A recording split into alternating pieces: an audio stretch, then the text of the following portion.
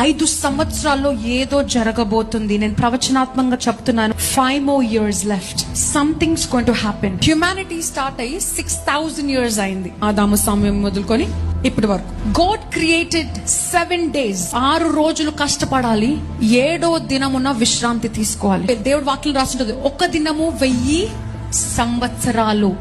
1995 years అయింది యేసుప్రభు వారు చనిపోయి. I'm preaching very prophetically. ఇంకో 5 సంవత్సరాలలో 6000 సంవత్సరాలు పూర్తి కాబోతున్నాయి. ఒక్క దినము 1000 సంవత్సరాలు. ఎన్ని సంవత్సరాలు అయ్యాయి? 6,000 years. అంటే 6 దినాలు దేవుడి దృష్టిలో గడిచిపోయాయి. 5 more years left. Something's going to happen. 7వ దినమున విశ్రాంతి దినం, అంటే ఆయన రాబోతున్నాడు.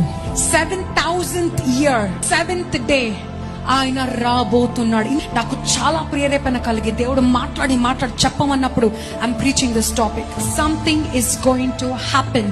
అందుకే అతి వేగంగా ఆయన చిత్తం ఏంటంటే, ఆయన హృదయ వాంఛ ఏంటంటే, నా పిల్లలు నశించిపోకూడదు, నా పిల్లలు వాక్యం తెలియకుండా నరకంలోకి పోకూడదు, నిత్య నాశనంలో వాళ్ళు అడుగు పెట్టద్దు, నేను చనిపోయిన ఈ బిడ్డలందరూ రక్షింపబడాలని ఈ టెక్నాలజీ. అందుకే అతి వేగముగా అందరింట్లోకి, అందరి సెల్ ఫోన్ లోకి అందరూ సువార్త వినుటకు దేవుడు అవకాశం ఇచ్చాడు.